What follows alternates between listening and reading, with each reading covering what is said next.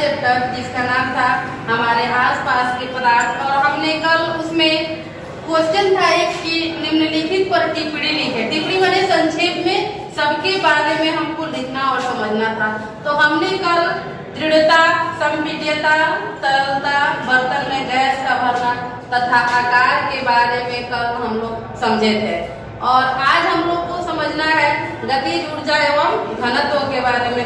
दृढ़ता के बारे में हम लोग समझे थे कि ठोस में यह क्रिया होती है और ज्यादा बल लगाने से क्या होता है, टूट जाता है। संपीड्यता मैंने उसको संपीड़ित करके ज्यादा आयतन वाले क्षेत्र से उसको कम आयतन वाले क्षेत्र में कर देते हैं।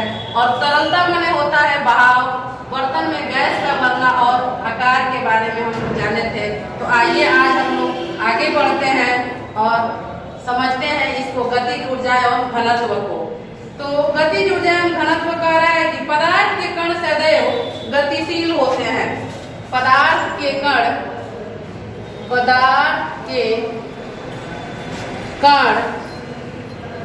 सदैव माने हमेशा, पदार्थ के कण सदैव गतिशील होते हैं। सदैव गतिशील, पदार्थ के कण सदैव गतिशील होते हैं। सदैव गतिशील होते हैं जिनके कारण उनमें गतिज ऊर्जा होती है। जिनके कारण उनमें गतिज ऊर्जा होती है। उनके कारण उनमें गतिज ऊर्जा होती है। उनमें गतिज ऊर्जा होती है।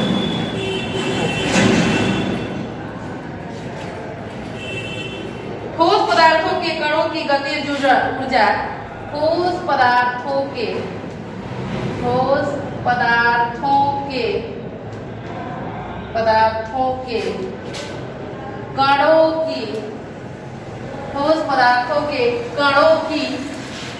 कणों की गतिज ऊर्जा,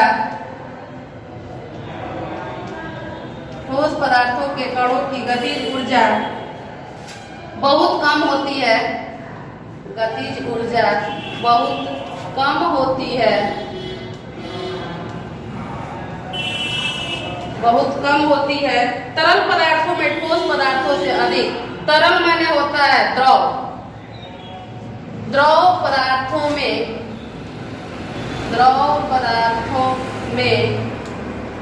ठोस से, द्रव पदार्थों में ठोस से अधिक तथा ठोस से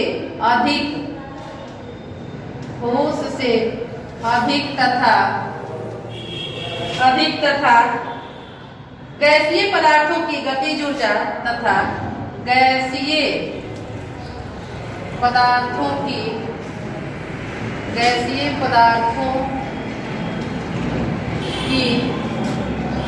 गतिज ऊर्जा सबसे अधिक होती है। गतिज ऊर्जा सबसे अधिक होती है। आप जानते भी हैं, लेकिन शायद इसके बारे में आपने ध्यान नहीं दिया होगा। आपके घरों में जो एलपीजी गैस है, यानी जिससे हम खाना बनाते हैं, अगर वह गैस गलती से थोड़ा सा फूल गया है, तो उसकी महक हम घर के बाहर भी रहते हैं, यानी उस किचन से बाहर भी रहते हैं, तो हमें पता चल जाता है कि गैस खुला हुआ है या गैस ऑन है। यानी इससे ये पता चलता है कि पदार्थ के कण सदैव गतिशील होते हैं और गैस भी क्या है, एक पदार्थ ही है, जिनके कारण उनमें गतिज ऊर्जा होती है। ठोस पदार्थों के कणों की गतिज ऊर्जा बहुत कम होती है। तरल यानी द्रव पदार्थों में ठोस से अधिक तथा गैसीय पदार्थों की गतिज ऊर्जा सबसे अधिक होती है। आइए इसके बाद है घनत्व के बारे में हम जानते हैं। इसी में दिया है घनत्व। गतिज ऊर्जा तो हो गया, लेकिन अब हम जानेंगे घनत्व के बारे में। घनत्व किसी पदार्थ के एक इकाई, घनत्व किसी पदार्थ के किसी पदार्थ के घनत्व, किसी पदार्थ के एक इकाई आयतन का, एक इकाई आयतन का, एक इकाई आयतन का, एक इकाई आयतन का द्रव्यमान होता है, एक इकाई आयतन का द्रव्यमान होता है। द्रव्यमान का मतलब होता है उस वस्तु का भार, द्रव्यमान होता है। सामान्यतः ठोस पदार्थों का, सामान्यतः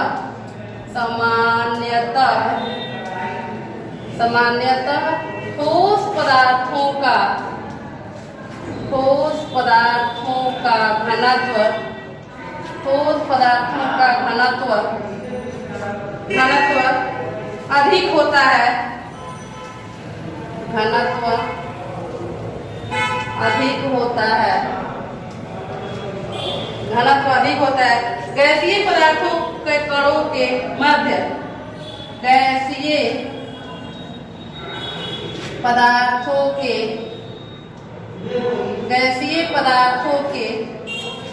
कणों के मध्य, गैसीय पदार्थों के कणों के मध्य खाली स्थान बहुत अधिक होता है, खाली स्थान बहुत अधिक होता है, खाली स्थान बहुत अधिक होता है, खाली स्थान बहुत अधिक होता है। इनकी गतिज ऊर्जा भी बहुत अधिक होती है, इनकी गतिज ऊर्जा भी बहुत अधिक होती है, इनकी गतिज ऊर्जा भी बहुत अधिक होती है, बहुत अधिक होती है। परंतु इनका घनत्व, परंतु इनका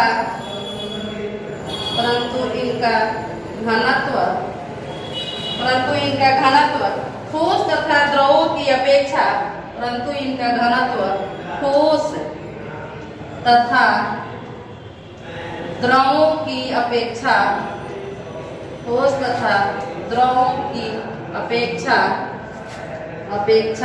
बहुत कम होती है, अपेक्षा बहुत कम होती है।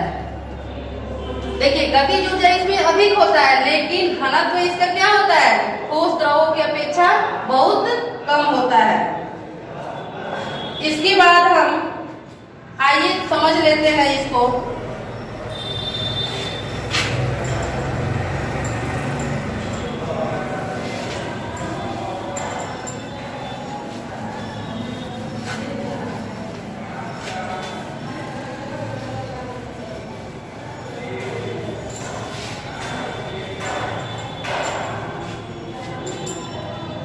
जैसे समझ लीजिए ये 3 बर्तन है,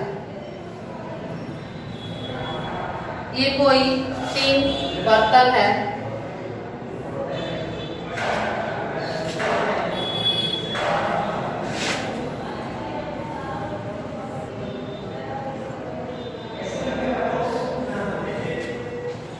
ये है ठोस, ये है द्रव और ये है गैस।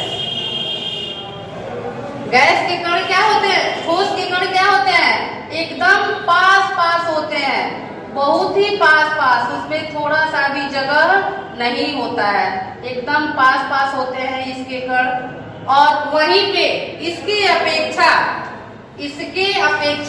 इसके कण थोड़ा सा दूर होते हैं, थोड़ा सा दूर, ज्यादा दूर नहीं, इसके अपेक्षा थोड़ा सा दूर होते हैं। लेकिन वही ठोस, द्रव और गैस में इसके कण काफी अलग होते हैं।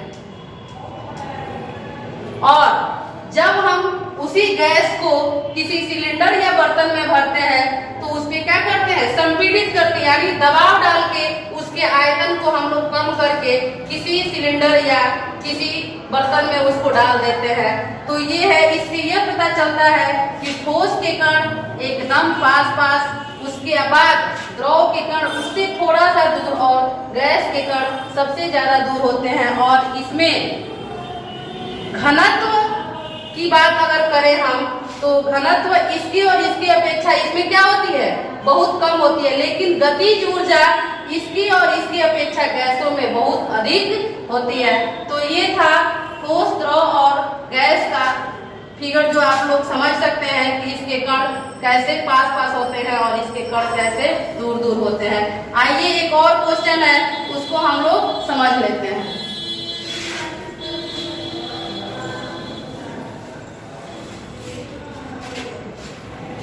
क्वेश्चन है कारण बताना है, कारण बताएं, कारण बताएं।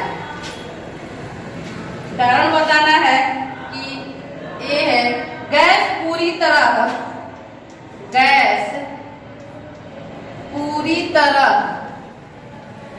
गैस पूरी तरह बर्तन को, गैस पूरी तरह बर्तन को भर देती है, पूरी तरह बर्तन को भर देती है, भर देती है, जिसमें इसे रखते हैं, जिसमें इसे रखते हैं, जिसमें इसे रखते हैं। बी है गैस बर्तन की दीवारों पर दबाव डालती है। बी गैस बर्तन की दीवारों पर, बर्तन की दीवारों पर, गैस बर्तन की दीवारों पर दबाव डालती है,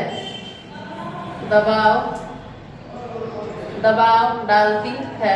आइए आज हम इसी दो को कारण समझते हैं, इसके बाद हम फिर कल समझेंगे, कल नहीं सोमवार को। गैस के अणु किसी भी दिशा में गति करने के लिए ए का हम जवाब लिखते हैं कि गैस के अणु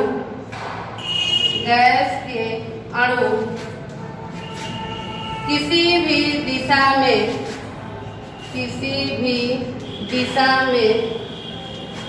दिशा में गति करने के लिए, किसी भी दिशा में गति करने के लिए,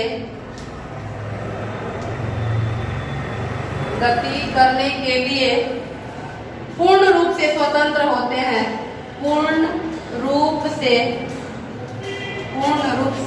स्वतंत्र होते हैं, पूर्ण रूप से स्वतंत्र होते हैं। इसलिए गैस बर्तन को पूरा घेर लेती है, इसलिए गैस बर्तन को पूरा भर लेती है, पूरा भर लेती है, पूरा भर लेती है। अतः पात्र पूरा भर जाता है जिसमें गैस रखी जाती है। अतः पात्र माने होता है बर्तन, अतः पात्र पूरा भर जाती है, पात्र पूरा भर जाती है जिसमें इसको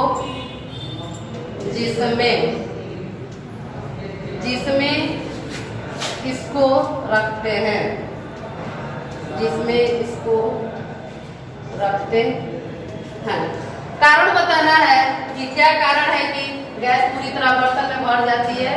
तो गैस के अणु किसी भी दिशा में गति स्वतंत्र रूप से करते हैं, इसलिए हम उसको जिस भी बर्तन में डालते हैं उसको क्या कर लेता है, पूरा कैप्चर कर लेता है, यानी पूरी तरह से उसको भर देता है। आइए हम बी का कारण जानते हैं।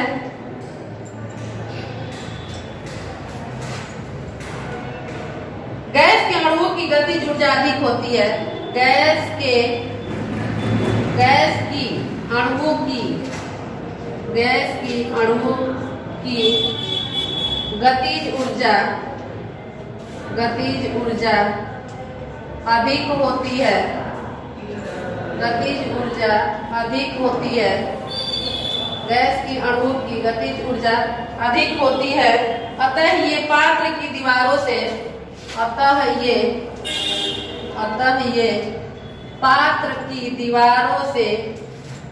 पात्र की दीवारों से टकराती है, पात्र की दीवारों से टकराती है। इसी बल के कारण पात्र की दीवारों पर, इसी बल के कारण